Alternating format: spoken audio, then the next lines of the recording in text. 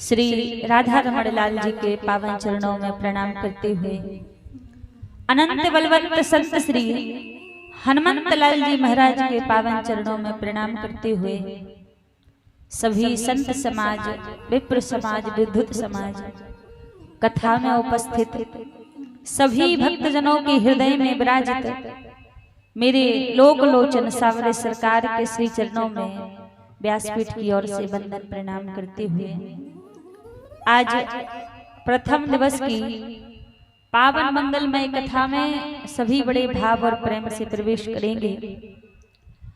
आज हम आप सभी का परम सौभाग्य है जो अधिक मास के इस पावन महीने में, परशोत्तम मास के मल मास के इस पावन महीने में श्रीमद् भागवत कथा को सुनने का सौभाग्य हम आप सभी को प्राप्त हुआ है।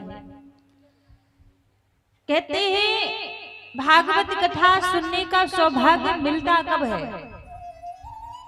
आप यदि विचार करें, आप सोचें कि हम बहुत पुण्य कमा लें, पुण्यात्मा बन जाएं और पुण्य कमाकर हमें भागवत की कथा सुनने का सौभाग्य मिल जाए, तो भैया किसी पुण्य में वो सामर्थ्य नहीं है जो आपको भागवत की कथा प्रदान करा दे।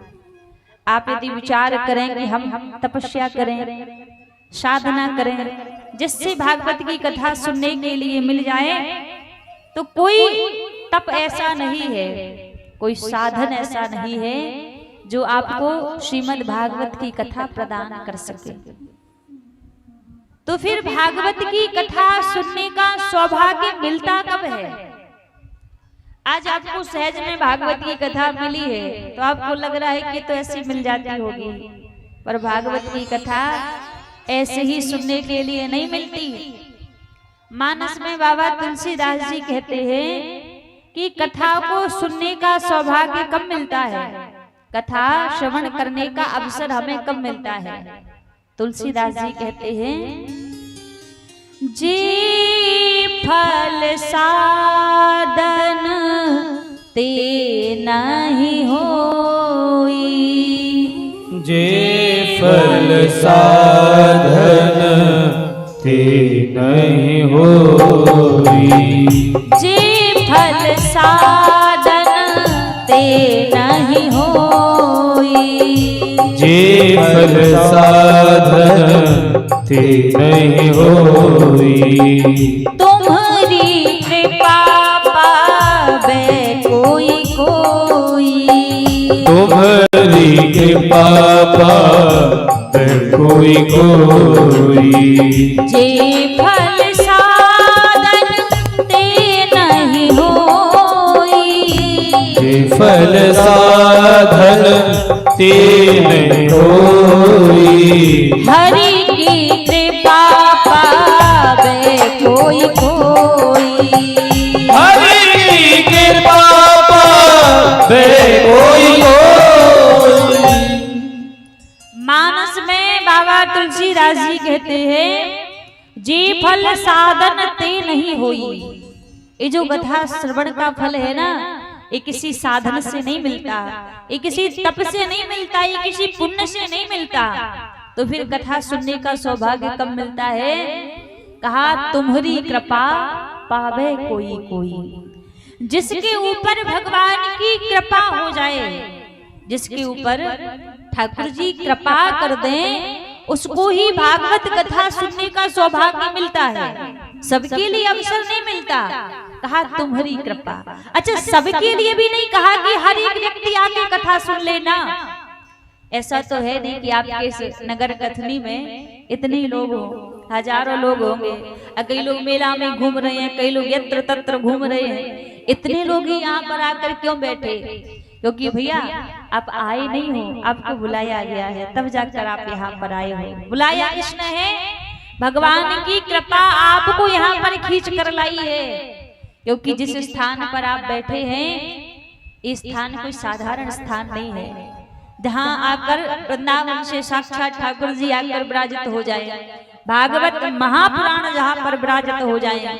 कहते हैं हरि की कथा होत है जहाँ, तीरथ हूँ चले आवत बहा। जहाँ पर भगवान की कथा होती है वहां एक नहीं सारे तीर्थ धाम आकर निवास करने लग जाते हैं। तो अब आपका ये नगर केवल मात्र कथनी नगर नहीं बसा है, ये ठाकुर जी का वृंदावन बन चुका है और यहाँ हर व्यक्ति नहीं आ सकता। कहते हैं ये बांकी बिहारी की महफिल है, इसे बांकी बिहारी सजाते हैं। आज से दरबार हमारी बिहारी जी का बन चुका है, इसीलिए कहा है कि बांकी बिहारी की महफिल है, इसे बांकी बिहारी सजाते हैं। कथा में वही आते हैं जिन्हें बांकी बिहारी बुलाते हैं। सबके बस की बात नहीं है भैया, जिसके ऊपर ठाकुर जी कृपा करें वही भगवान की कथा में आकर कथा को सुन सकता है, हर व्यक्ति नहीं सुन पाता कथा। तो आज आप यहाँ पर कथा सुनने के लिए जो बैठे हैं ना, ये भगवान की कृपा से बैठे हैं, तभी आज यहाँ पर आप आए हैं। अच्छा, अब मन में प्रश्न आता है कि भगवान की कथा सुनने से क्या होता है। सबके मन में भाव आता है कि हम जो कथा सुनने के लिए बैठे हैं, इस कथा को सुनने से हमें क्या फायदा होगा, क्या लाभ होगा। भगवान की कथा जब हम सुनते हैं, श्रवण करते हैं, तो कथा को सुनने से हमारा भगवान से परिचय होता है, भगवान से हमारी पहचान होती है। अभी यदि हम भगवान को जानते नहीं हैं, भगवान का स्वरूप कैसा है, भगवान का व्यवहार कैसा है, प्रभु का स्वभाव कैसा है, हमें नहीं पता। लेकिन जब हम भगवान की कथा को सुनते हैं ना, तो भगवान के स्वरूप को भी जानने लग जाते हैं कि प्रभु का स्वरूप कैसा है, प्रभु की लीलाओं को भी जानने लग जाते हैं, भगवान के स्वभाव को भी जानने लग जाते हैं कि भगवान का स्वभाव कैसा है। और कहते हैं ना, जाने बिनु ना होई प्रतीति, बिन प्रतीति होई नहीं प्रीति। जब तक हम किसी को जानते नहीं है ना, उससे हमारा प्रेम नहीं होता। आज हमारे घर में यदि कोई अनजान व्यक्ति आ जाए, हम भोजन पानी उसको सब करा देंगे, उसको भोजन दे देंगे, सारी व्यवस्था कर देंगे, मान सम्मान भी दे देंगे, लेकिन हम उससे प्रेम नहीं करेंगे। क्यों? क्योंकि हम उसको जानते नहीं है, उसको पहचानते नहीं है। उसी प्रकार जब तक हम भगवान को जानेंगे नहीं, जब तक प्रभु को पहचानेंगे नहीं, तब तक प्रभु से प्रेम नहीं होगा, तब तक जीवन में भक्ति नहीं आएगी। इसलिए जीवन में भक्ति आ जाए, इसलिए भगवान की कथा सुनना आवश्यक है। अब दूसरी बात आपके हृदय में होगी कि भक्ति करना क्यों जरूरी है, भगवान से प्रेम करना क्यों जरूरी है। संसार में सब कुछ छूट जाए तो भी शायद काम चल जाएगा, संसार में सब कुछ आप त्याग दें तो भी आप रह सकते हैं जीवित। लेकिन यदि भगवान का नाम आपके जीवन में नहीं है, भगवान की भक्ति आपके जीवन में नहीं है, तब महाराज आपके जीवन का कोई मतलब नहीं है, किसी काम का फिर आपका जीवन नहीं है। संत तो यहाँ तक कह देते हैं कि जिसके जीवन में भगवान की भक्ति नहीं है, वो व्यक्ति जिंदा नहीं है, जीवित नहीं है। वो व्यक्ति कैसा है? बोले मरा हुआ है। अब आप कहेंगे हम तो भगवान की भक्ति नहीं करते, हम तो फिर भी जीवित हैं, खूब चल फिर रहे हैं। ये बात हम अपनी तरफ से नहीं कह रहे भैया। संत कहते हैं जिन हरि भगति हृदय नहीं आनी, जिनके हृदय में भगवान की भक्ति नहीं है, जिन हरि भगति हृदय नहीं आनी, कहा जीवित सौ समान तेहि प्राणी। अच्छा, सौ जानते हो किसे कहते हैं? सौ कैसे कहा जाता है जानते हो आप? हाथ पे करके दिखाइए। नहीं जानते? आप लोग जानते हैं सौ किसे कहा जाता है? नहीं जानते? सौ कहा जाता है मुर्दे को, मरे हुए व्यक्ति को सौ कहा जाता है। और तुलसीदास जी मानस में लिखते हैं कि जिनके हृदय में भगवान के प्रति प्रेम नहीं है, जिनके जीवन में भगवान की भक्ति नहीं है, वो व्यक्ति जीवित तो है लेकिन कैसा? बोले सौ के समान, मुर्दे के समान जीवित है, जिसके हृदय में भगवान की भक्ति नहीं है। आपने देखा होगा जब कोई व्यक्ति मर जाता है और उसको शमशान लेकर जाते हैं तो सभी लोग क्या बोलते हैं? आपके यहाँ क्या बोलते हैं? आवाज आनी चाहिए। क्या बोलते हैं? राम नाम सत्य है। सभी लोग बोलते हैं राम नाम सत्य है। अच्छा, हमारी माताओं को और भैया जी लोगों को बोलने में बड़ी लज्जा आ रही है, भगवान का नाम बोलने में बड़ी लज्जा आ रही है। हाँ, कि राम नाम सत्य नाम बोलते हैं। अच्छा, जब किसी व्यक्ति को लेकर जाते हैं तो कहते हैं राम नाम सत्य है, सभी कहते हैं। अब उसमें केवल इतनी सारी भीड़ में केवल एक व्यक्ति ऐसा होता है जो नहीं कहता कि राम नाम सत्य है। वो व्यक्ति कौन है जो नहीं कहता कि राम नाम सत्य है? कौन है? मरा हुआ। हाँ, मरा हुआ व्यक्ति नहीं कहता कि राम नाम सत्य है। अच्छा देखो, आज पहला दिन है, हमारी आदत है बीच बीच में पूछने की। यदि कोई बात हम आपसे पूछे, पता हो तो बता दिया करो इशारे से कि हम जानते हैं, पता है, और पता ना हो तो इशारे से मना कर दिया करो कि नहीं पता। तो इतनी सारी भीड़ में केवल एक व्यक्ति होता है जो नहीं कहता कि राम नाम सत्य है। वो कौन है? मरा हुआ। अच्छा, मरा हुआ व्यक्ति क्यों नहीं बोलता राम नाम सत्य है? उसको भी तो बोलना चाहिए ना। क्या बदला है? वही दो हाथ हैं, वही दो पैर है, वही पूरा का पूरा शरीर है, बदला क्या है? कुछ भी तो नहीं बदला। फिर वो क्यों नहीं कहता कि राम नाम सत्य है? क्योंकि भैया उसके हृदय में जो राम बैठा हुआ था ना, वो राम निकल चुका है, इसलिए वो नहीं कहता कि राम नाम सत्य है, इसलिए वो मुर्दा बन गया है। लेकिन जरा विचार करके देखिए, वो तो 4 पांव की खाट पर लेटा हुआ मुर्दा है जो नहीं कहता कि राम नाम सत्य है। हम आप तो चलते फिरते मुर्दा हैं जो राम को भूल कर बैठे हैं, जो कृष्ण को भूल कर बैठे हैं। यदि राम का नाम जीवन में नहीं है, राम की भक्ति जीवन में नहीं है, ये बात हम नहीं कहते। आप खुद अपने मन से पूछिएगा, खुद अपने हृदय से पूछिएगा, क्या वास्तव में जीवित है? क्या वास्तव में जिंदा है? बिना भगवान के नाम के हमारा जीवन भी बेकार है। हमारे जीवित होने का भी कोई प्रमाण नहीं है फिर संसार में कि हम जिंदा हैं या मरे हुए हैं। इसलिए भगवान की भक्ति, भगवान का प्रेम जीवन में जरूरी है, आवश्यक है। यदि आप सोचे कि केवल मात्र खाने, कमाने, सोने को ही जीवन कहा जाता है, आप भगवान की भक्ति ना करें, भगवान का भजन ना करें और सोचे कि खाने कमाने में जीवन बीत रहा है, सो हम जिंदा है।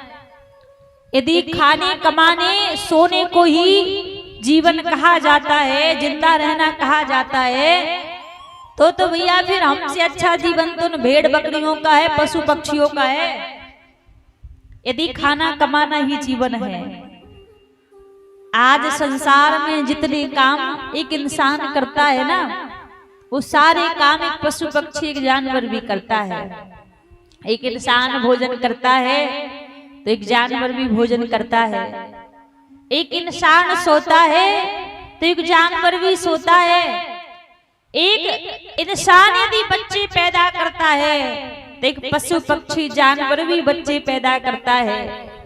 आप यदि पैसा कमा के अपना घर बनाते हो ना, तो वो पशु पक्षी जानवर भी मेहनत कर करके अपना घर बनाता है, रहने के लिए स्थान बनाता है। आप मेहनत करके अपना पेट भरते हो तो वो जानवर भी तिनका तिनका चुन चुन कर अपना पेट भरता है। फिर अंतर क्या बचा एक जानवर में और एक इंसान में? अंतर क्या बचा? फिर कौन सा काम बचा कि जो एक इंसान कर रहा है एक जानवर ना कर रहा हो? सारे काम एक जानवर भी कर रहा है। केवल मात्र एक काम से, एक चीज से पहचान होती है, क्या? कि हम इंसान हैं और वो जानवर है। केवल एक काम से। वो काम कौन सा है? लीन हो ना कृष्ण नाम लीन हो,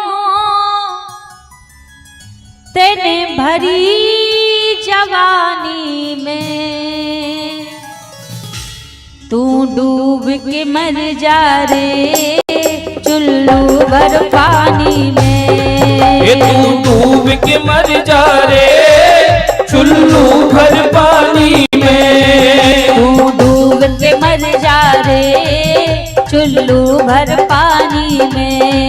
ये तू डूब के मर जा रे चुल्लू भर पानी में। ना राम नाम लीनो, ना राम नाम लीनो, ना कृष्ण नाम लीनो, ना कृष्ण नाम लीनो, तेरे भरी जवानी में।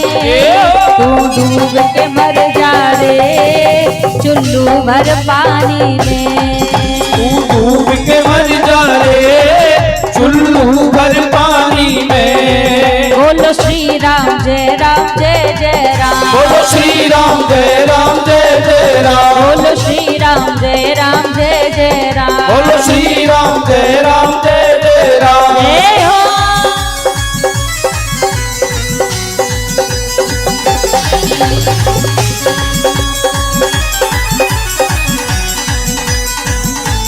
रामचंद्र भगवान की जय हो।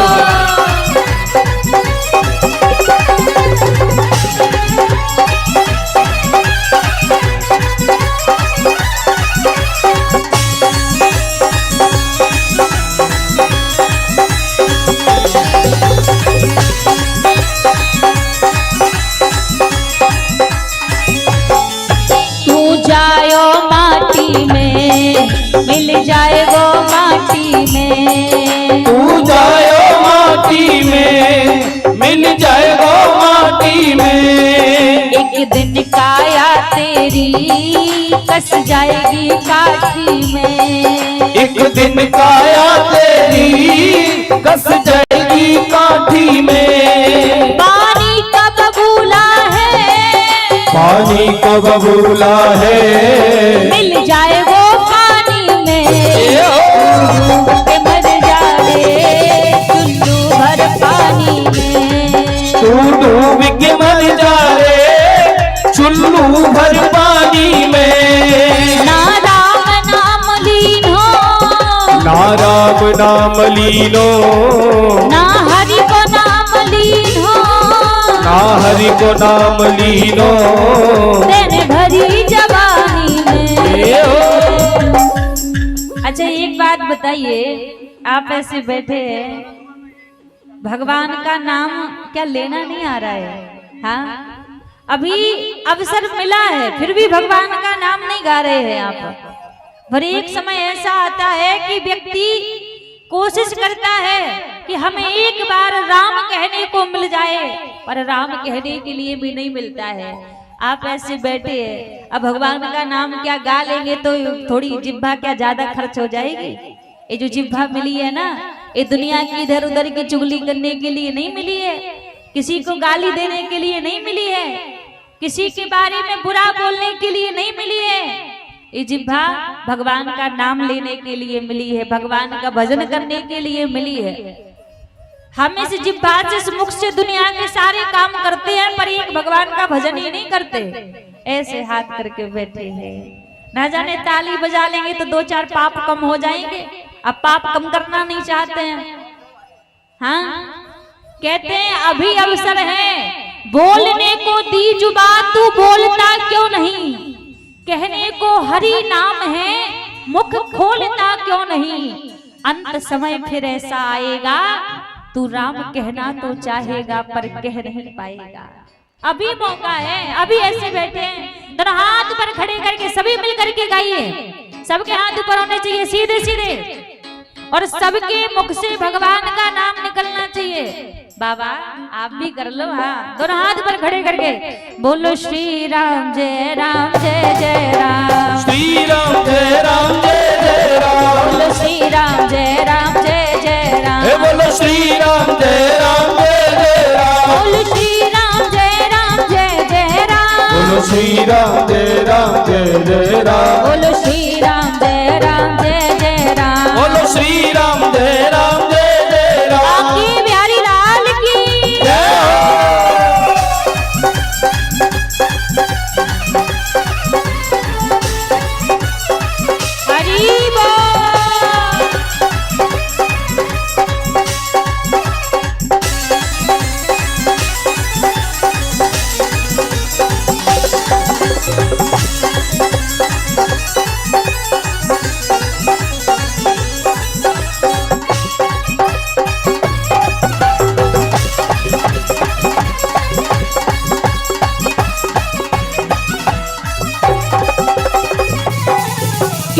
करता मेरा मेरा, यहाँ कुछ भी नहीं है तेरा।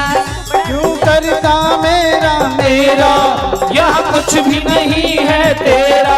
क्यों करता मेरा मेरा, यहाँ कुछ भी नहीं है तेरा। क्यों करता मेरा मेरा, यहाँ कुछ भी नहीं है तेरा। एक दिन होगा भैया तेरा मरघट में डेरा। एक दिन होगा भैया तेरा मरघट में डेरा। कछु कमाई के लिए जा रे, कछु कमाई के ले जा रे। ऐसी जिंदगानी में तू डूब के मर जा रे, चुल्लू भर पानी में। तू डूब के मर जा रे, चुल्लू भर पानी में। तू डूब के मर जा रे, चुल्लू भर पानी में। तू डूब के मर जा रे, चुल्लू भर पानी में। ना राम नाम लीन हो, नाम लीन हो, ना हरि को नाम लीन हो, ना हरि को नाम लीन हो। रहने भरी जवानी में।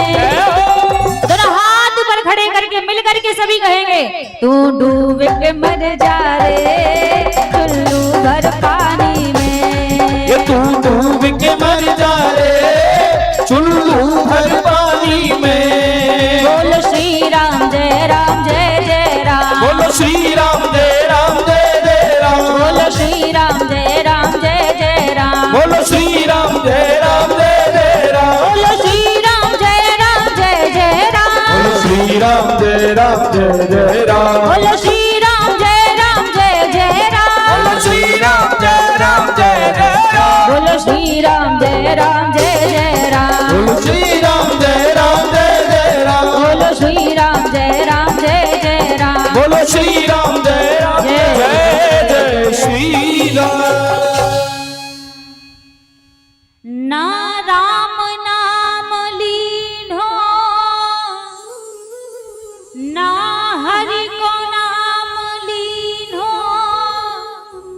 तेने भरी जवानी में तू डूब के मर जा रे, चुल्लू भर पानी में। हो तू डूब के मर जा रे, चुल्लू भर पानी में। जिस संसार के लिए भगवान को छोड़ते हो ना, क्यों करता मेरा मेरा, यहाँ कुछ भी नहीं है तेरा। क्यों करता मेरा मेरा, यहाँ कुछ भी नहीं है तेरा। एक दिन होगा भैया तेरा मरघट में डेरा। एक दिन होगा भैया तेरा मरघट में डेरा। जिस संसार के लिए भगवान को छोड़ते हो ना, कहते हो घर मेरा है, परिवार मेरा है, परिवार वाले मेरे हैं, लेकिन जिन जिन को मेरा कहते हो ये सब आपके अपने करते क्या हैं? जब तक आप किस घट में राम बैठा है ना, तब तक ये लोग कहते हैं ये मेरे हैं, ये मेरे हैं। एक बार इस घट से राम निकल जाए, घर के लोग ही कहने लग जाते हैं भैया जल्दी करो, देरी हो रही है, साज हो जाएगी तो मुखाग्नि नहीं दे पाएंगे, इसलिए जल्दी करो। आपको फिर घर में रखना भी पसंद नहीं करते हैं। जो कहते हैं कि हम तो आपके बिना रह ही नहीं सकते, उन लोगों का संग कितना होता है। कहा साथी है गंगा मित्र के जल सिंधु पान तक, अर्धांगिनी चलेगी केवल मकान तक, परिवार के चलेंगे बस शमशान तक, बेटा भी साथ देगा तो अग्निदान तक। कितना साथ है? पत्नी कहाँ तक जाएगी? बोले घर के द्वार तक। रिश्तेदार यार दोस्त कहाँ तक जाएंगे? कहा शमशान तक। आपका अपना बेटा कहाँ तक संग देगा? कहा केवल मात्र अग्निदान तक। इसके बाद कोई किसी का संग नहीं देता। तभी कहा है कछु कमाई के ले जा रे, ऐसी जिंदगानी में तू डूब के मर जा रे, चुल्लू भर पानी में। यदि इतना सुंदर मनुष्य का शरीर प्राप्त करके भगवान का भजन नहीं कर पाए ना, तो भैया ऐसा जीवन फिर किसी काम का नहीं है। खाना कमाना सोना तो पशु पक्षी जानवर कुत्ता बिल्ली भी करता है। केवल खाने कमाने में लगे रहे तो फिर एक इंसान में और जानवर में क्या अंतर रहा? कोई अंतर नहीं है। इसलिए जीवन मिला है ना, जितना समय है धीरे धीरे भगवान का भजन करना प्रारंभ कर दीजिए। हमें नहीं कहते कि पूरा घर परिवार छोड़ दो, सब कुछ छोड़कर भजन में लग जाओ ना। घर परिवार में रहो, घर के संबंधों को भी निभाओ, लेकिन फिर भी थोड़ा थोड़ा समय निकाल कर भगवान को भी याद कर लिया करो, क्योंकि यहाँ से जाने के बाद प्रभु के अलावा कोई साथ नहीं देता है। आज सौभाग्य मिला है हमें भगवान के नाम को गाने का, प्रभु की कथा को सुनने का, श्रवण करने का। ये केवल मात्र प्रभु की कृपा से ही मिला है। आज भागवत कथा का प्रथम दिन है और प्रथम दिन में भागवत में भगवान के स्वरूप का वर्णन बताया है। महात्म्य की कथा में प्रथम श्लोक में भगवान के स्वरूप का वर्णन कहा कि भगवान का रूप कैसा है। सच्चिदानंद रूपाय विश्वोत्पत्त्यादि हेतवे तापत्रय विनाशाय श्री कृष्णाय वयं नुमः। भागवत जी के महात्म्य का पहला श्लोक है। भगवान का रूप कैसा है? बोले सच्चिदानंद रूपाय। भगवान सच्चिदानंद स्वरूप है, सच्चित आनंद। सच्चिदानंद शब्द जो बना है 3 शब्द में बना है, सत चित और आनंद। अच्छा, सत किसे कहते हैं? कहा सत कहिए जो बिल से नहीं, जिसका कभी अंत ना होता हो, ना ही जन्म होता हो, ना ही मृत्यु होती हो, वो सत्य कहलाता है। हम आप सत्य नहीं है, क्योंकि हमारा जन्म भी होता है, हमारी मृत्यु भी होती है। तो परमात्मा सत्य स्वरूप है, क्योंकि भगवान का ना कभी जन्म होता है, ना ही कभी मृत्यु होती है। फिर दूसरा शब्द कहा चित। चित अर्थात भगवान चैतन्य स्वरूप है। अब चैतन्य क्या है? देखो, एक होता है जड़, एक होता है चैतन्य। अब जैसे हम बड़े बड़े पर्वत पहाड़ जो देखते हैं, वो पर्वत पहाड़ क्या है? वो है जड़। क्यों? ना वो बोल सकते हैं, ना वो चल सकते हैं, ना वो खा पी सकते हैं, वो कोई क्रिया नहीं कर सकते, इसलिए उनको जड़ कहा है। लेकिन भगवान जड़ नहीं है, भगवान चैतन्य है। चैतन्य क्या होता है? चैतन्यता में भगवान बोलते भी है, भगवान भोजन भी करते हैं, भगवान चलते फिरते भी हैं, भगवान लीलाएं भी करते हैं। तो यहाँ पर व्यास जी महाराज कहते हैं कि भगवान जड़ नहीं है, भगवान चैतन्य है।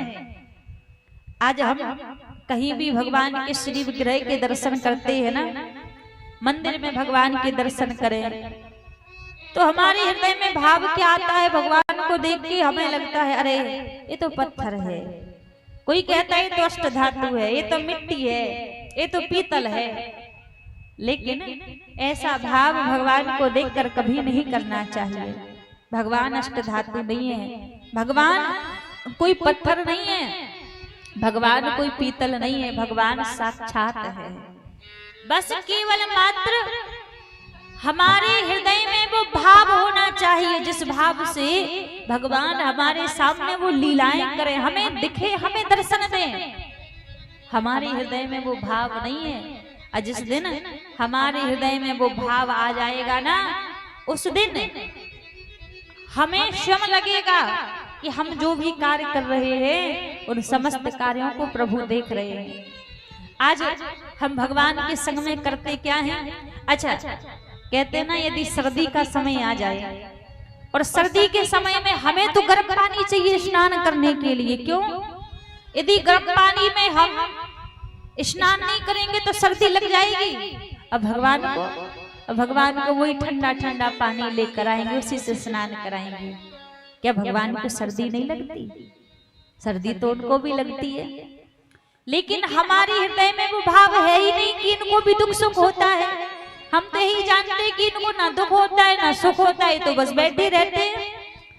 हम सभी को तो भोजन पाने के लिए 56 प्रकार के व्यंजन चाहिए, लेकिन भगवान को भैया किसी किसी घर में तो भोग ही नहीं लगता भगवान को, और किसी घर में लगता भी है तो 4 मिश्री के दाने सुबह रख दिए, 4 शाम को रख दिए। पाओ प्रभु, 4 मिश्री के दाने में भला आपका पेट भरेगा? भर जाएगा पेट? नहीं भरेगा ना। तो भगवान का पेट कैसे भरेगा? उनका भी पेट तो नहीं भरेगा 4 मिश्री के दानों में। लेकिन हम सोचते हैं कि ये तो खाते ही नहीं है, ये तो ऐसे बैठे हैं, कुछ करते ही नहीं है। हमारे मन में प्रभु के प्रति चैतन्यता का भाव नहीं है।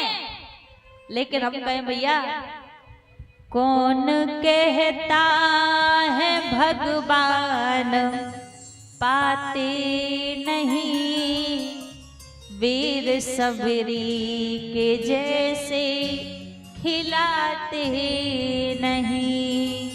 हम कहते देते हैं भगवान थोड़ी ना भोजन करते हैं, भगवान थोड़ी ना पाते हैं। कभी सबरी मैया की तरह भाव रख के उनको बुला कर देखा है, उनको पवा कर देखा है? कभी नहीं ना। बस कह देते हैं भगवान पाते ही नहीं है। भगवान थोड़ी ना चलते फिरते हैं, भगवान थोड़ी ना सोते हैं।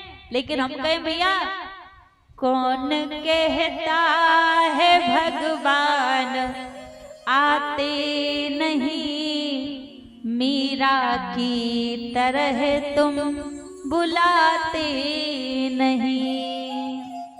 कभी मीरा की तरह हृदय उनके लिए बिलके हो, कभी उनके लिए रोए हो, जो कहते हो भगवान आते ही नहीं है, कभी पुकारा है नहीं, कभी प्रेम उनसे किया नहीं, अब बस कहते हैं भगवान आते ही नहीं है, भगवान दिखते ही नहीं है।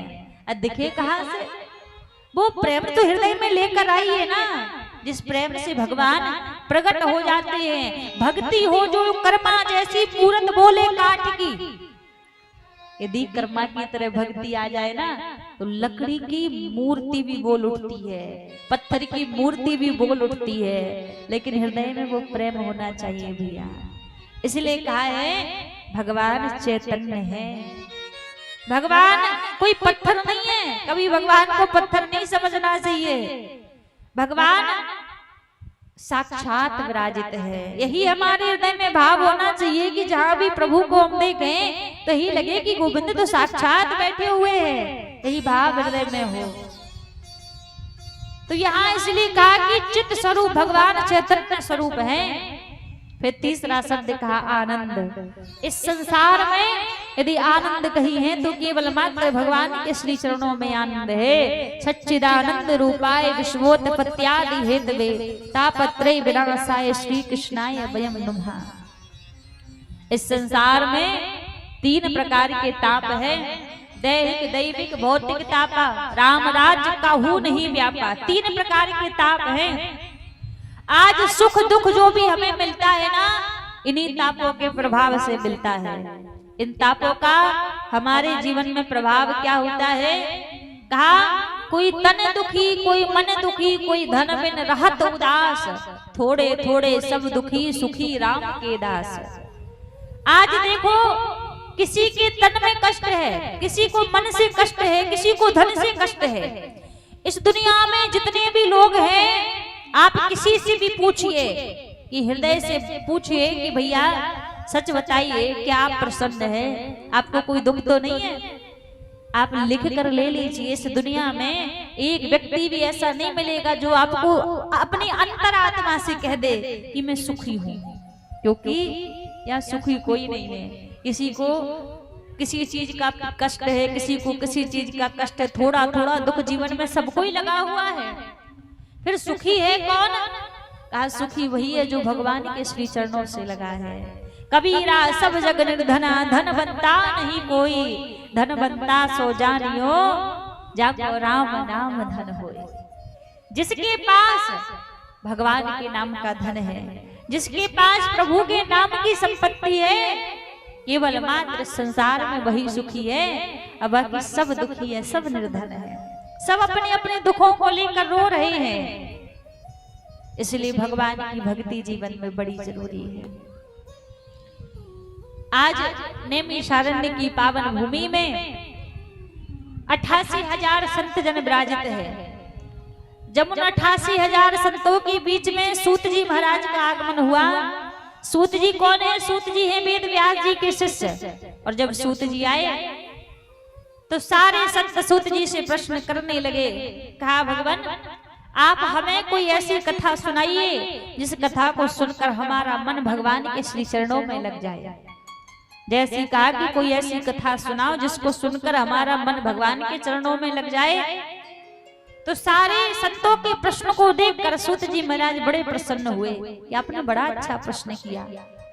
कभी भी जब संतों का सानिध्य मिले ना, कभी भी किसी गुरुजनों के पास आप जाओ तो उनके पास जाकर हमें इधर उधर के प्रश्न नहीं करने चाहिए, इधर उधर की बातें नहीं करनी चाहिए। संतों के पास जाकर तो केवल मात्र हमारा एक ही प्रश्न होना चाहिए, क्या कि कभी हमारे जीवन में भी भगवान की कृपा होगी या नहीं, कभी वो गोविंद हमें मिलेंगे या नहीं मिलेंगे। केवल एक ही प्रश्न होना चाहिए, क्योंकि कहते हैं ना संत का क्षण और अन्न का कण प्रयास रहे कि कभी व्यर्थ ना हो। संतों का सानिध्य इतनी आसानी से तो जीवन में मिलता नहीं है।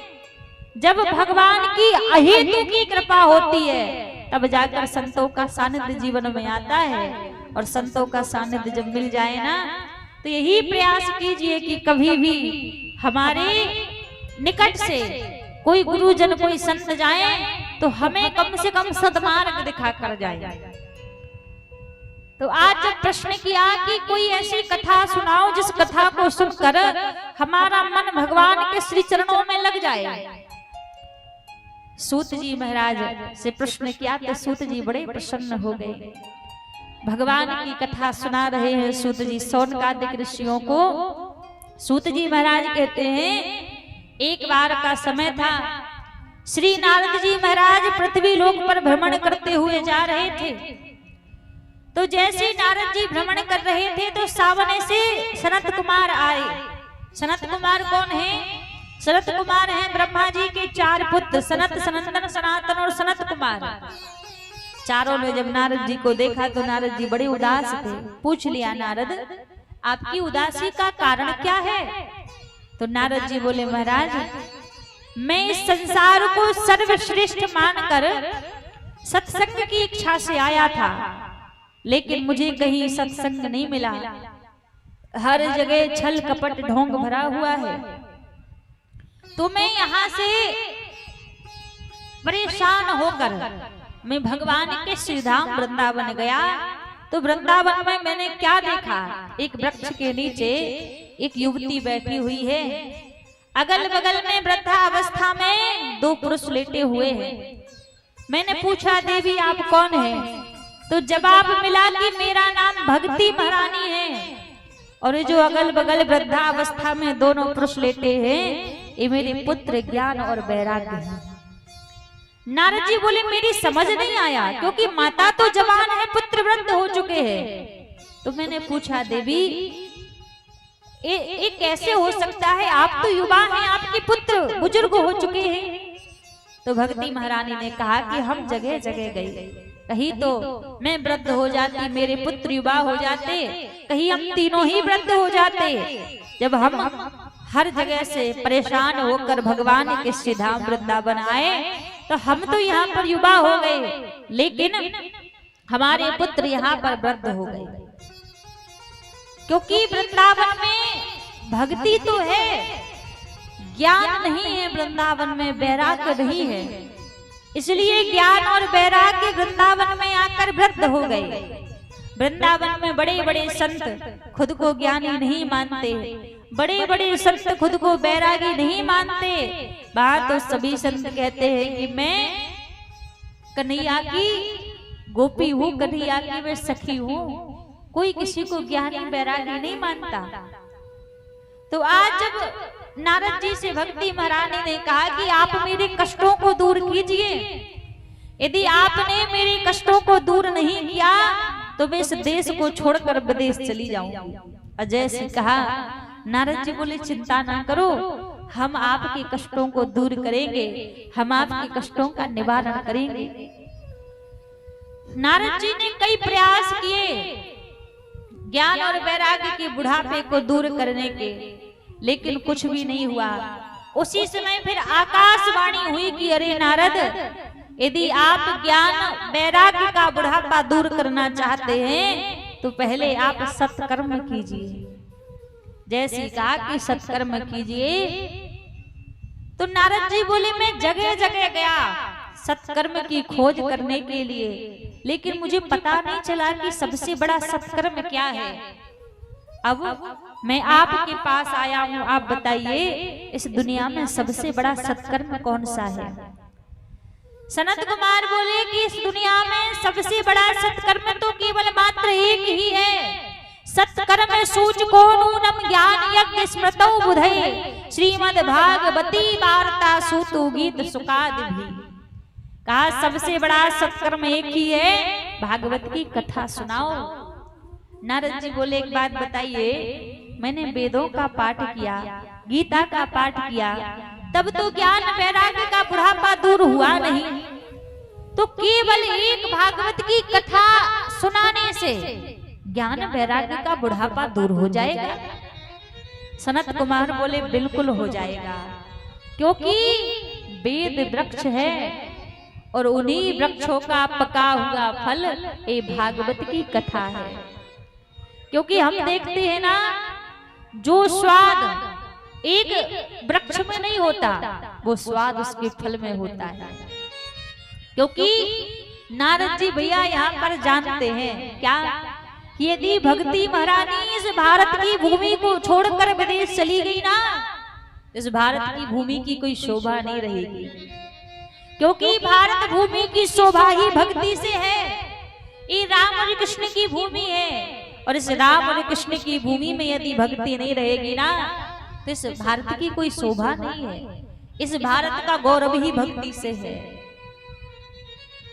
देखो आज के समय में तो भक्ति विदेशों में भी लहरा रही है। भक्ति का झंडा, भक्ति की ध्वजा विदेशों में भी लहरा रहा है। आज के समय में आप हमारे वृंदावन में जाकर देखिए, वो विदेशी महिलाएं, वो विदेशी बच्चे, जिनको हमारे भारत का कल्चर कुछ भी पता नहीं है, भारत का कोई रहन सहन कुछ भी पता नहीं है उनको, लेकिन फिर भी वो वृंदावन की गलियों में रहकर भक्ति करना सीख रहे हैं। अच्छा एक चीज पता है, एक बात देखकर बड़ा कष्ट होता है। कष्ट क्या होता है, आजकल हमारी माताएं बहनें, हमारे बेटे, हमारी बेटियां क्या कर रहे हैं, बोले विदेशी कल्चर को अपना रहे हैं, विदेशी चीजों को अपना रहे हैं, विदेशी कपड़ों को पहनना चालू कर दिया। और वो विदेश के बच्चे, वो विदेश की बहनें, वो विदेश के बेटे इस भारत की भूमि में आकर वो भारतीय कल्चर को अपना रहे, भारत की संस्कृति को अपना रहे हैं। अब वृंदावन में जाकर देखेंगे ना, वृंदावन में उन आप विदेशी लोगों को साड़ी पहनना नहीं आता, लेकिन फिर भी वो उल्टी सीधी साड़ी बांध कर घूमेंगे। उनको वो धोती कुर्ता पहनना नहीं आता, लेकिन वो धोती कुर्ता पहनकर घूमेंगे। आप किसी भी विदेशी का मस्तक आप खाली नहीं देखोगे, उसके मस्तक पर, उसके ललाट पर तिलक शोभित हो रहा होगा, गले में कंठी सुशोभित हो रही है, और हाथ उनका खाली नहीं देखोगे, हाथ में देखोगे तो भगवान का नाम ही चल रहा होगा, भगवान की माला ही चल रही होगी। हमें उनसे कुछ सीखना चाहिए कि हम तो उस भूमि में जन्म लिए हैं जहाँ राम और कृष्ण ने जन्म लिया है। हम उस भूमि में जन्म लेने के बाद भी भगवान का भजन नहीं कर रहे हैं, अपनी संस्कृति को भुला रहे हैं। इस भारत की संस्कृति में कुछ तो ऐसा होगा जो विदेशी सुखों को छोड़ छोड़कर वो सब विदेशी लोग यहाँ आकर राम और कृष्ण का नाम जप रहे हैं, राम और कृष्ण के नाम को भज रहे हैं। हमें कुछ सीखना चाहिए भैया।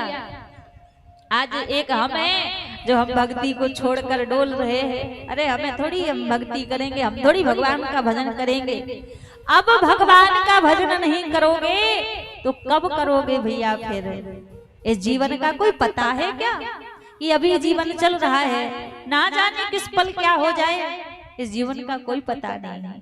इसलिए जितना हो सके भगवान का नाम लिया करो। और हम निवेदन करेंगे, हमारी जो भारत की संस्कृति है ना, प्रयास करो कि हमसे हमारी भारत की संस्कृति ना छूटे, हम उसका निर्वाह करें, अपने बच्चों को, अपनी बहन बेटियों को सिखाएं। आज नारद जी से जैसे कहा कि एक भागवत की कथा में ही ज्ञान और वैराग्य का बुढ़ापा दूर हो जाएगा, भागवत की कथा सुनाइए। सनत कुमार और नारद जी है बद्रीनाथ धाम में, और भक्ति महारानी और ज्ञान वैराग्य है वृंदावन में। वहां से थोड़ा सनत कुमार आगे आए, यहाँ से भक्ति महारानी को बुलाया। बीच में हरिद्वार की पावन भूमि, गंगा जी का किनारा, बट वृक्ष के नीचे सुंदर व्यास मंच बनाया और भागवत जी की कथा को गाना प्रारंभ किया। जैसे भागवत जी की कथा को गाना प्रारंभ किया, नारद जी ने तुरंत प्रश्न कर दिया। नारद जी ने प्रश्न कौन सा किया? कहा महाराज एक बात बताइए, कोई धर्मात्मा व्यक्ति यदि भागवत की कथा को सुने और भागवत की कथा को सुनकर मुक्त हो जाए तो कोई बड़ी बात नहीं है, क्योंकि वो धर्मात्मा है, पुण्यात्मा है। क्या कोई पापी व्यक्ति भी भागवत की कथा को सुनकर मुक्त हो सकता है?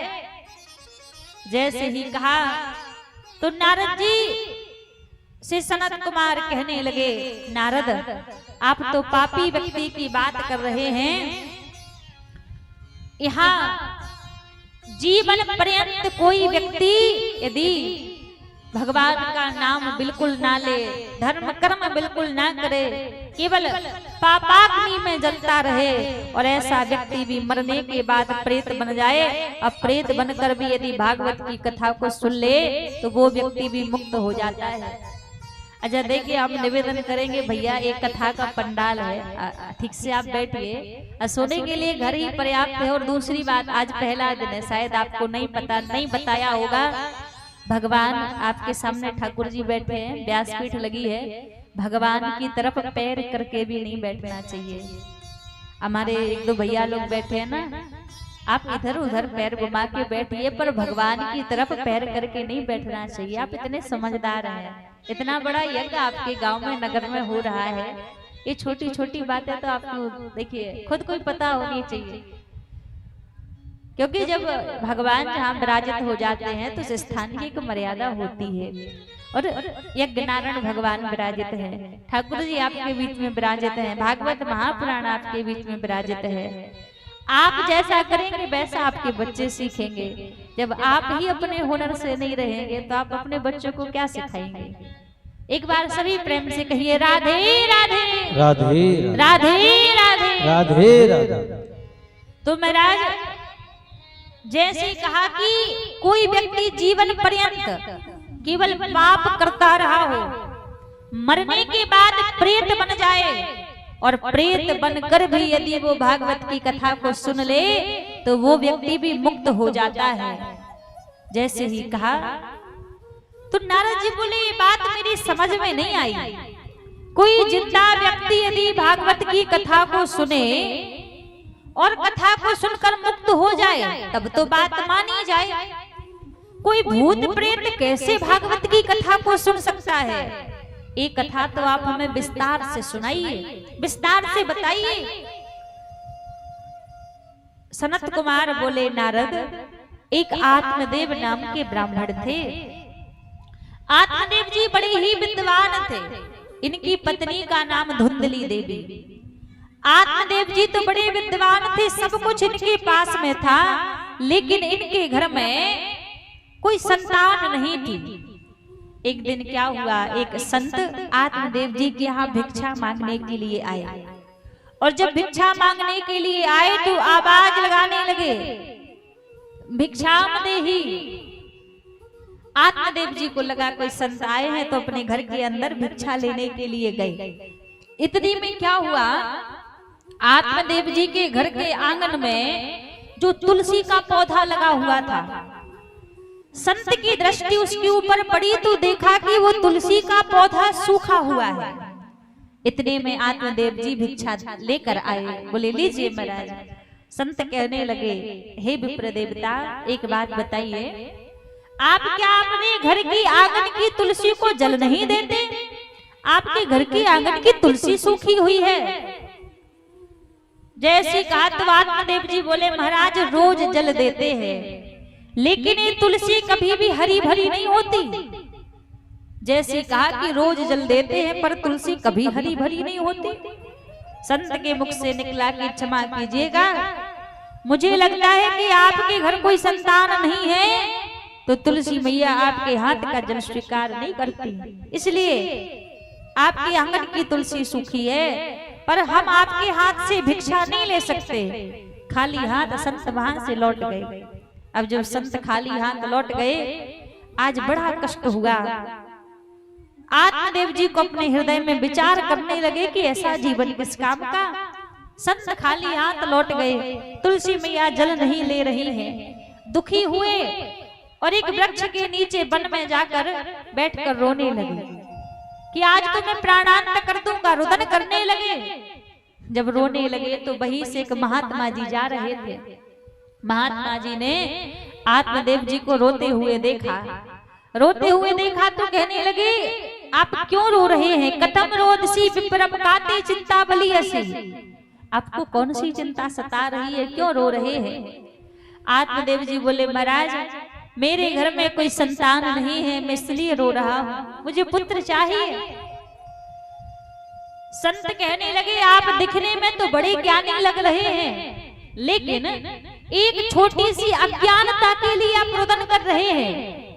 अरे यदि इतनी ही ममता पुत्र के प्रति हृदय में है तो ऐसा करो भगवान को अपना पुत्र बना लो।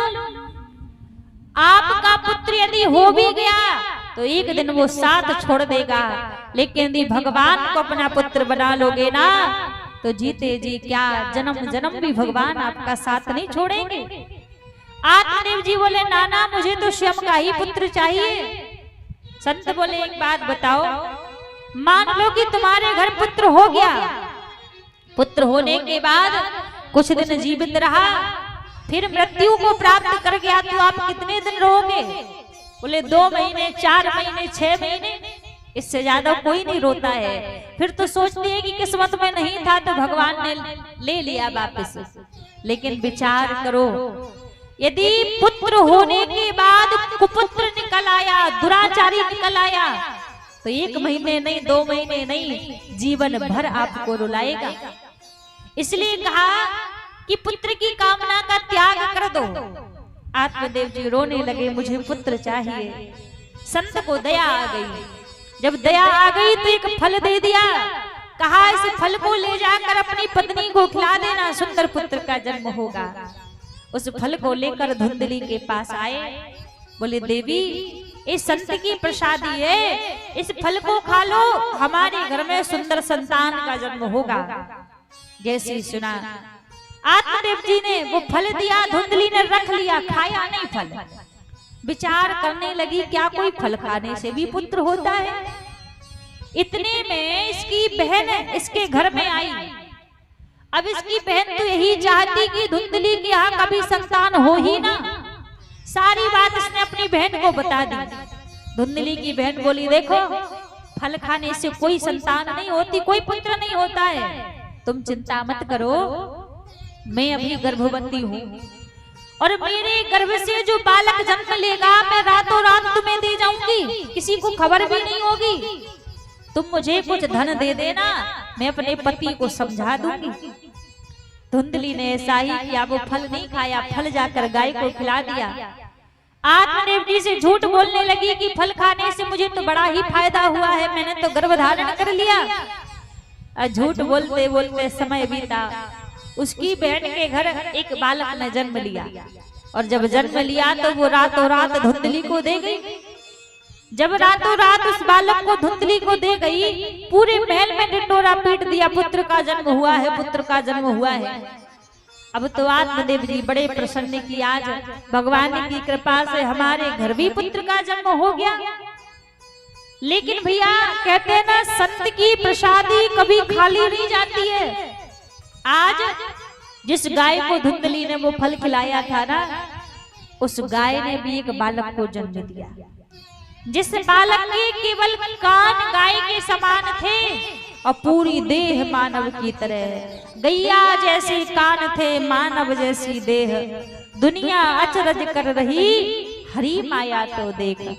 भगवान की माया देखो कि एक गाय ने एक बालक को जन्म दिया। अब तो आत्मदेव जी बड़े प्रसन्न कि एक पुत्र मांगा था भगवान ने तो दो पुत्र दे दिए। जो मोल का पुत्र लिया था उसका नाम रखा धुंधकारी, और जो गाय का पुत्र था उसका नाम रखा गोकर्ण। अब धीरे धीरे दोनों बड़े होने लगे। अब गोकर्ण जी तो सत्य की प्रसादी थे, तो हृदय से ही ज्ञानी थे, विद्वान थे। लेकिन धुंधकारी अपनी माँ के लाड़ प्रेम में बिगड़ गया। जैसे बड़ा हुआ मंदरा पान करने लगा, मांस का सेवन करने लगा, दुराचार करने लगा। एक दिन आत्मदेव जी ने धुंधकारी को बुलाकर अपने पास बिठाया। कहा बेटा एक बात बताओ, हमें मनुष्य का शरीर दिया है भगवान ने, और तू काम करता है जानवरों वाले, महापाप लगेगा, इसका त्याग कर दे, मांस का सेवन छोड़ दे, मंदरा पान करना छोड़ दे।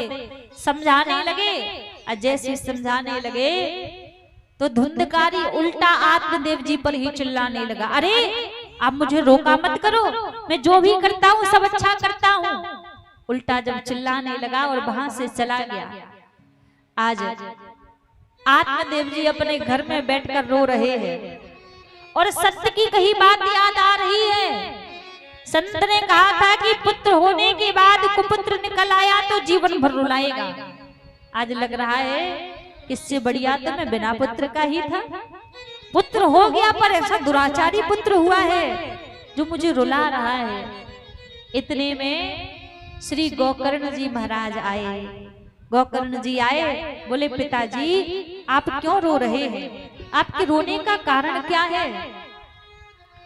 आत्मदेव जी बोले मेरा पुत्र धुंधकारी मेरी कोई बात नहीं मानता, मेरे स्वर्ग जैसे घर को नरक बनाकर रख दिया है, मेरी समझ नहीं आ रहा मैं करूं तो क्या करूं। जैसे ही कहा गोकर्ण जी बोले पिताजी यदि मेरी बात मानो तो सबसे पहले एक काम करो। क्या? ये मेरा मेरा कहना बंद कर दो। मेरा पुत्र मेरी बात नहीं मानता, यहाँ कोई किसी का नहीं है। संसार में हम जितने संबंधों को भी कहते हैं कि ये मेरा है ये मेरा है, पर यहाँ किसी का कोई नहीं है भैया। अभी आपको बताया था ना कि साथी है गंग मित्र के जल सिंधु पान तक, अर्धांगिनी चलेगी केवल मकान तक, परिवार के चलेंगे बस शमशान तक, और बेटा भी साथ देगा तो अग्निदान तक। कहते हैं केवल मात्र शमशान तक ही लोग साथ देते हैं, लेकिन ये बात भी संतों ने उस समय कही थी जब लोगों में ईमानदारी भरी हुई थी। तब कहा था कि दुनिया वाले ज्यादा नहीं तो मरते समय तक तो साथ दे ही देते हैं। लेकिन यदि आज की परिस्थिति देखी जाए, आज की स्थिति को देखा जाए ना, तो लोग साथ छोड़ने के लिए ना मरने का भी इंतजार नहीं करते कि जब ये मरेगा तब साथ छोड़ेंगे ना। आजकल तो भैया लोग जीते जी ही साथ छोड़ देते हैं। संबंध लोग कब तक निभाएंगे? जब तक आपसे कोई मतलब होगा, जब तक आपसे कोई स्वार्थ बन रहा होगा, जब तक आपसे कोई मतलब बन रहा होगा, तब तक लोग कहेंगे ये मेरा है ये मेरा है ये भी मेरा है। और जिस दिन स्वार्थ खत्म उस दिन लोग कहते हम आपको नहीं जानते आप कौन है। यदि साफ शब्दों में कह दिया जाए ना, जब तक जेब खूब हरी भरी है ना, जेब में खूब रुपया पैसा है, तब तक तो पराये लोग भी कहते हैं कि हमारे हैं, हम इनको जानते हमारे परिचित हैं। और जिस दिन जेब खाली हो जाए उस दिन अपने भी कहने लग जाते तुम कौन हो, हम नहीं जानते तुम्हें। ये संसार की सच्चाई है। आज के समय में गरीब का कोई मित्र नहीं बनना चाहता। पैसे वालों के कहते हैं ना पीछे पीछे भागने के लिए भी लोग तैयार हैं। उनके कहते हैं ना पैसे वाले लोगों के लोग पीछे ऐसे भागते हैं ना कि ना जाने वो पलट के भी नहीं देखेंगे कि हम आपको जानते, फिर भी पीछे भागेंगे। और जो एक गरीब व्यक्ति ईमानदारी से भी आपका संबंध निभाएगा, आप उसको भी स्वीकार करते नहीं। आप कहते हैं अरे ये क्या करेगा मेरे लिए, कुछ भी नहीं कर पाएगा। इसलिए आज की सच्चाई यही है कि आज कोई किसी का नहीं है, मरने का कोई इंतजार नहीं करता, जीते जी ही लोग साथ छोड़ देते हैं। सबकी बात छोड़ो भैया, जिस शरीर को हम कहते हैं ना मैं कितना सुंदर हूँ, इस शरीर भी हमारा साथ नहीं देता। इसकी केवल 3 गति होती है, जला दोगे ना तो राख बन जाएगा, फेंक दोगे तो गीदड़ खा जाएंगे, और जमीन के अंदर गाड़ दोगे ना तो कीड़े खा जाएंगे। इस शरीर की चौथी कोई गति नहीं है। इसकी सदगति केवल मात्र भगवान के नाम में है, भगवान के भजन में है। और आज कथा का देखिए प्रथम दिवस था। कुछ ही देर में बड़ी सुंदर वृंदावन धाम से पधारी आप रासलीला का दर्शन करेंगे हमारे भैया गौरव ब्रजवासी जी के द्वारा। बड़ी सुंदर लीला का आप सभी दर्शन करेंगे। हम सबके मध्य बड़ी सुंदर बिहारी जी की पहले झांकी आएगी, झांकी का हम आप सभी पूजन करेंगे। उसके बाद आज की कथा विश्राम की ओर चलेंगे। अच्छा, कौन कौन चाहता है कि बिहारी जी जल्दी से हम सबके बीच दर्शन देने के लिए आ जाएं? सभी चाहते हैं? दोनों हाथ ऊपर खड़े करके सभी बिहारी जी का स्वागत करेंगे, सीधे सीधे हाथ करके। बांके बिहारी की देख छटा, देख छटा, मेरो मन है गयो लटा पटा। बांके बिहारी की देख छटा, देख छटा, मेरो मन है गयो लटा पटा। बांके बिहारी की देख छटा, देख छटा, मेरो मन है गयो लटा पटा। बांके बिहारी की देख छटा, देख छटा, मेरो मन है गयो लटा पटा। हम सब के मध्य श्री बांके बिहारी लाल की बड़ी सुंदर छवि है, हम सब के मध्य विराजी है। एक बार दोनों हाथ पर खड़े करके सभी, अरे मैया सीधे सीधे हाथ करो, दोनों हाथ पर खड़े करके सभी जोरदार जयकारा लगाएंगे, बोलिए बांके बिहारी लाल की। और दोनों हाथ पर खड़े करके तालियों के साथ बिहारी जी का स्वागत करेंगे। बांके बिहारी की देख छटा, देख छटा, मेरो मन है गयो लटा पटा। बांके बिहारी की देख छटा, देख छटा, मेरो मन है गयो लटा पटा। लटा पटा हेरी लटा पटा, लटा पटा हेरी लटा पटा, लटा पटा हेरी लटा पटा। लटा पटा हेरी लटा पटा। अब पहले एक एक करके हमारे सभी दादाजी भैया जी लोग आएंगे बिहारी जी का पूजन करने के लिए। उसके बाद में फिर एक एक करके सभी माताओं को भी आने का अवसर मिलेगा बांके बिहारी का पूजन करने के लिए। पहले जो भी हमारे दादाजी भैया जी लोग बिहारी जी का पूजन करना चाहें तो वो एक एक करके अपने स्थान से खड़े होकर आएंगे बिहारी जी का पूजन करने के लिए। देखिए आज प्रथम दिन है, तो आज बांके बिहारी की प्रथम झांकी है, प्रथम स्वरूप है। कल हम आप सभी इसी प्रांगण में बड़े ही धूमधाम से भगवान शंकर और माता पार्वती का विवाह उत्सव मनाएंगे। भूत प्रेतों के संग में भगवान भोलेनाथ बारात लेकर आएंगे माँ ब्रह्मा को ब्याहने के लिए। तो जिनका भी भाव है वो एक एक करके आके सबसे पहले बिहारी जी का पूजन करेंगे। अच्छा देखो, आज प्रथम दिन है और कहते हैं ना जब भी भगवान का कोई स्वरूप आए, भगवान की कोई भी झांकी आए, तो अपने स्थान से कम अपनी जगह छोड़कर भगवान को प्रणाम करने के लिए तो सबको ही आना चाहिए। तो एक एक करके जिनका भी भाव है वो एक एक करके आएंगे बिहारी जी का पूजन करने के लिए। जो भी दादाजी भैया जी लोग, जो भी माताएं बहनें बिहारी जी का पूजन करना चाहती हैं तो एक एक करके सभी लोग अपने स्थान से खड़े होकर आएंगे।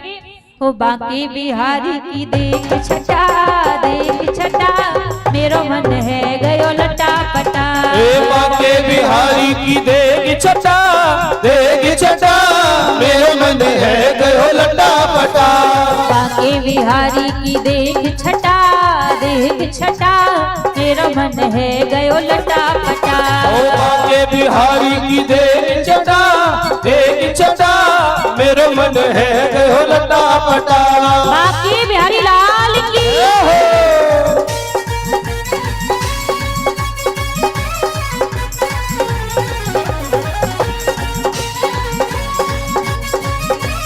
और देखिए जो जो मेला समिति के जो अध्यक्ष जी हैं, जो भी समिति के लोग हैं, यदि हमारी आवाज सुन रहे हैं तो आप मंच के निकट आएंगे।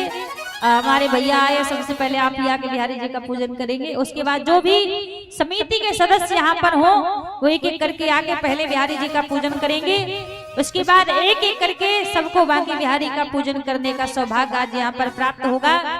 तो हमारे जो समिति के अध्यक्ष जी हैं, उपाध्यक्ष जी हैं, और जितने भी समिति के सदस्य हैं, वो यदि हमारी आवाज सुन रहे हैं तो आप मंच के निकट आकर सभी मंच के निकट आ जाएं, जो भी हमारे समिति के सदस्य हैं।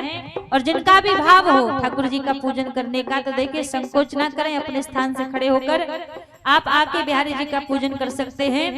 और बाकी के लोग दोनों हाथ ऊपर खड़े करके ओ बाकी बिहारी की देख छटा मेरो मन है गयो लटा पटा। बाके बिहारी की देख छटा मेरो मन है गयो लटा पटा। लटा पटा हेरी लटा पटा, लटा पटा हेरी लटा पटा, लटा पटा हेरी लटा पटा, लटा पटा हेरी लटा पटा। बाकी बिहारी की देख छटा मेरा मन है गयो लटा पटा। बाके बिहारी की देख छटा मेरो मन है गयो लटा पटा। बाकी बिहारी लाल की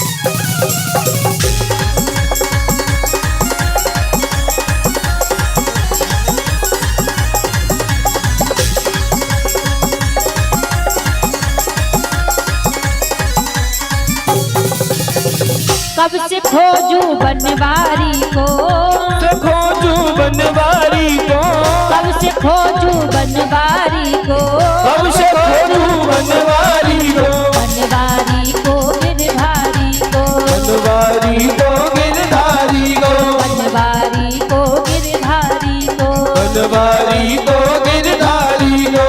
कोई बता दे उसका पता मेरो मन है गयो लटा पटा। बाके बिहारी की देख छटा मेरो मन है गयो लटा पटा। देखिए भैया जी लोगों में से तो किसी को नहीं है ना, आप में से किसी को पूजन करना है बिहारी जी का? माताओं में से कौन कौन बिहारी जी का पूजन करना चाहती हैं? जिनको पूजन करना हो आप एक एक करके आ सकती हैं। जो भी माताएं बहनें ठाकुर जी का पूजन करना चाहें तो एक एक करके अपने स्थान से खड़े होकर बिहारी जी का पूजन करने के लिए आ सकते हैं, जिनका भी भाव है। उसके बाद सभी आज के उत्सव का आनंद लेंगे। तो जिनको भी आना है, जो भी माताएं बहनें पूजन करने के लिए आना चाहती हैं, तो एक एक करके आ जाएं, जिनका भी भाव है पूजन करने का। उसके बाद फिर आज के उत्सव का हम आप सभी आनंद लेंगे। हो बाकी बिहारी की देख छटा मेरा मन है गयो लटा पटा। बाके बिहारी की देख छटा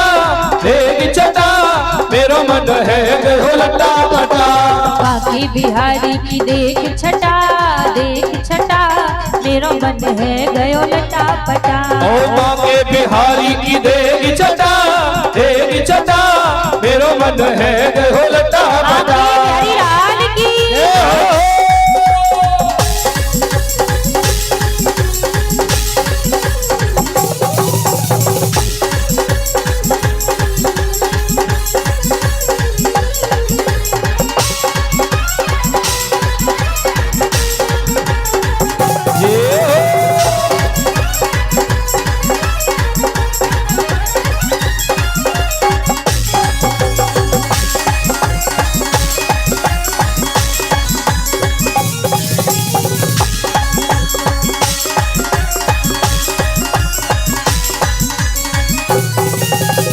पनिया भरन यमुना तट आई, पनिया भरन यमुना तट आई, पनिया भरन यमुना तट आई, पनिया भरन यमुना तट आई। बीच में मिल गए कृष्ण कन्हाई, बीच में मिल गए कृष्ण कन्हाई, बीच में मिल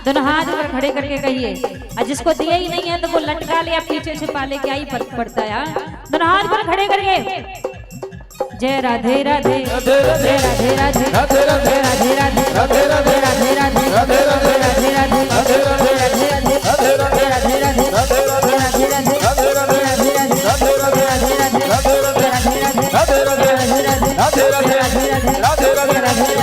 राधे, जय जय श्री राधे।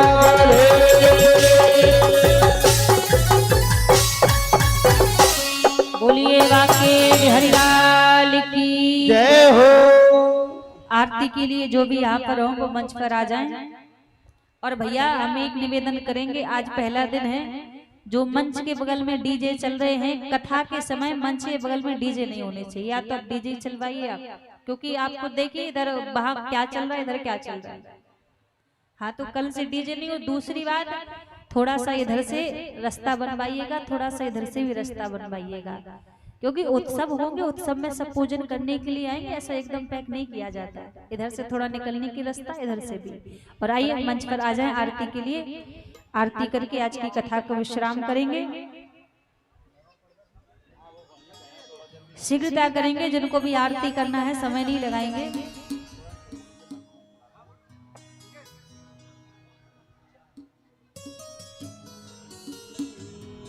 हरि ओम।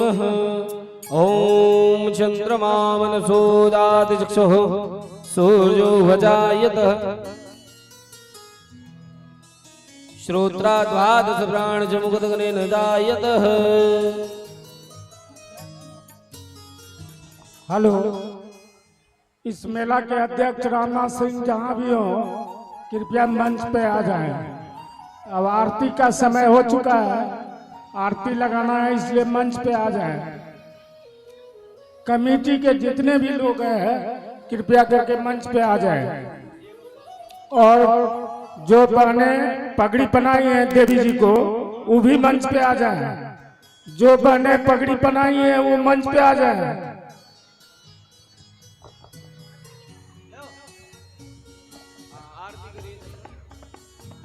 हेलो श्रीराधे, थोड़ा सा इको बढ़ा देंगे इसका।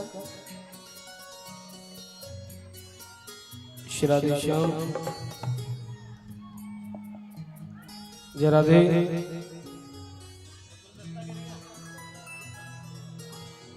तुम ही कर दो भैया, कोई नहीं आ रहा तो कल से देखेंगे बाद में। सभी अपनी अपनी जगह खड़े हो जाएंगे और खड़े होकर आरती करते हुए आज की कथा विश्राम करेंगे। सभी यथास्थान खड़े हो जाएं। बोली श्री बांके बिहारी लाल की जय, यज्ञ नारायण भगवान की जय। सभी अपने अपने स्थान पर खड़े हो जाएं। आइए सभी आरती में सम्मिलित होंगे। हरि ओम। ओम चंद्रमा मनसो ददाति चक्षुः सूर्यो वजायत श्रोत्रा द्वादश प्राणजमुगतगनेन जायतः। श्री बांके बिहारी तेरी आरती गाऊं, बांके बिहारी तेरी आरती गाऊं। हे मोर मुकुट तेरे शीश पे सोहे, मोर मुकुट तेरे शीश पे सोहे। प्यारी बंसी मेरो मन मोहे, प्यारी बंसी मेरो मन मोहे। या बंसी पे बले बले जाऊं। बांके बिहारी तेरी आरती गाऊं। हे चरणों से निकली है गंगा प्यारी, निकली है गंगा प्यारी, जिसने सारी दुनिया तारी, जिसने सारी दुनिया तारी। उन चरणों में शीश नवाऊं। बांके बिहारी तेरी आरती गाऊं। हे संग सोहे विश्वभान दुलारी, रंग सोहे ब्रजमान दुलारी। ललिता विशाखा सखिया प्यारी, ललिता विशाखा सखिया प्यारी। भाष सदा वृंदावन पाऊं। बांके बिहारी तेरी आरती गाऊं। हे कर्पूर गौर करुणावतार, संत संसार सारं जोगेन्द्र सदा वसन्तम हृदयारविन्द भवं भवानी शरणं नमामि त्वमेव माता च पिता त्वमेव बन्धु च सखा त्वमेव वेद्या च वृद्धं त्वमेव सर्वं मम देव त्वमेव सर्वं मम देव त्वमेव सर्वं मम एक बार सभी दोनों हाथ उठाकर के महामंत्र बोलते हुए आज की कथा विश्राम करेंगे। हे हरे कृष्णा कृष्ण कृष्ण हरे हरे हरे राम राम राम हरे हरे हरे कृष्ण कृष्ण कृष्ण हरे हरे राम राम हरे हरे हरे कृष्ण कृष्ण कृष्ण हरे हरे राम राम हरे हरे कृष्ण कृष्ण कृष्ण हरे हरे राम राम राम